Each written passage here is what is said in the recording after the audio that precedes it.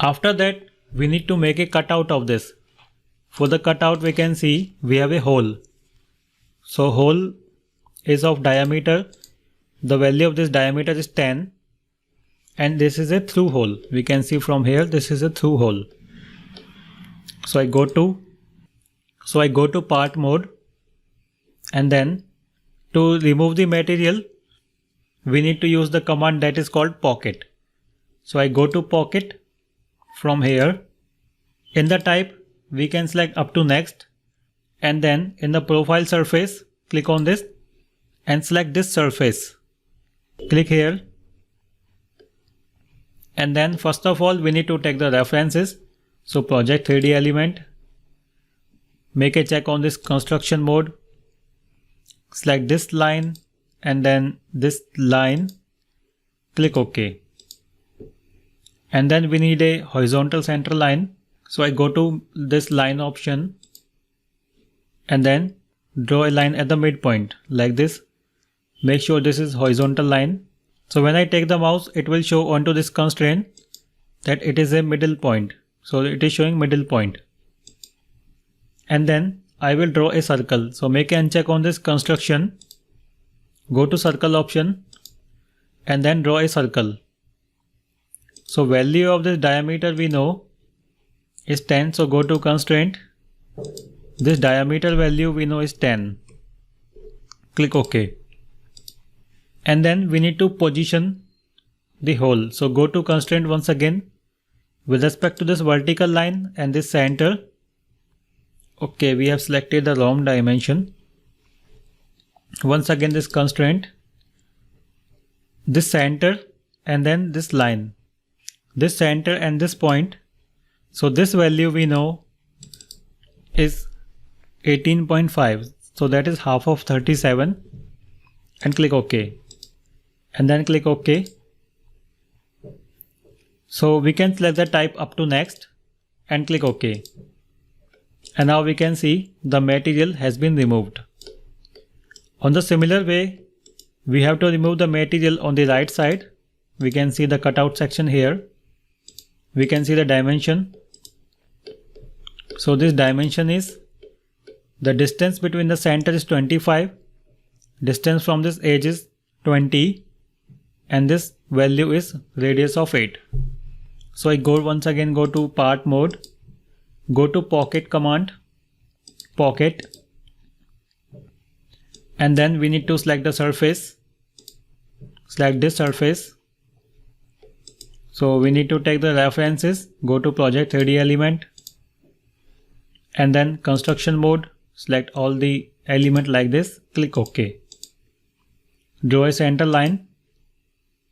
So make sure this is a horizontal line from this point to this point. And then go to circle. Make a check on this construction. Go to circle option. So draw first circle and then draw second circle. Once again circle. So I have two circles. And then go to constraint. Make a double click on this. So distance between the center of the circle is, this value we know is 25. And then distance from this vertical line. Okay, we need to select it once again. Press escape. Distance from this vertical line, or we can select any point onto this. And from this point, this value is 20. So insert this value 20. And then once again constraint, double click. This circle we know is radius 8. So this dimension will be radius. This value is 8. Also for this circle, radius is 8. Click OK. And then I go to line. I will select bitangent line. I select this first circle and the second circle. Similarly, this first circle and the second circle. And then we need to trim the inside portion of the circles. So go to this trim option from here.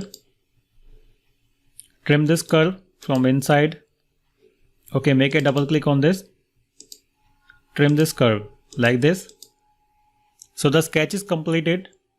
I click exit workbench and then click preview, click OK. So now we have created this cutout portion. In the end, we have to create this bottom profile. We can see we have a profile in the bottom. So the dimension of this is, and the value of this is 6, and the value of this height is 6 also. So once again go to sketch. Okay, so I go to plane. So I go to pad and then select the surface. I select this bottom surface, and then we need to reverse the rotation. So I click on this normal view. It will reverse the direction, and then go to project 3D element, construction, select all the lines like this and click OK. Go to rectangle from this point up to this point. Okay, make an uncheck on this construction and then draw a rectangle like this. Okay, it is still taking this rectangle as a reference. Undo. Make an uncheck on this construction and then draw a rectangle. Okay, this time it is taking proper rectangle. We need one more rectangle from this point like this. Go to constraint. This value we know is 6. So insert this value 6. Click OK. Similarly, this value is also 6. So insert this value 6 and click OK. And then exit workbench. The value of this length is 6 and click OK. And now we can see we have created this model.